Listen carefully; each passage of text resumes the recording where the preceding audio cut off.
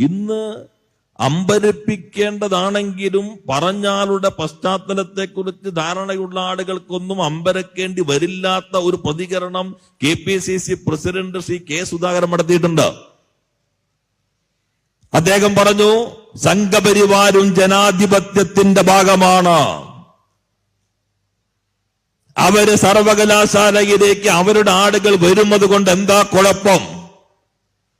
എവിടെ നിന്നാണ് KPCC president ഇത് പറയുന്നത്? ഏത് കാലത്താണ് പറയുന്നത്? ഏത് രാജ്യത്താണ് പറയുന്നത്?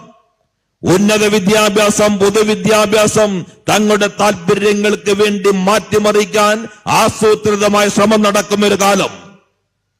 ജനാധിപത്യത്തിന്റെ ഭാഗമായ സംഘപരിവാരത്തിന്റെ വക്താവിനെ NCERTയുടെ ഭാര ചുമതല ഏൽപ്പിച്ച് ഒരു പുസ്തകം വന്നില്ലേ? പണ്ഡിതൻ എന്ന നിലയിൽ K. സുധാകരൻ അംഗീകരിക്കുന്നുണ്ടോ?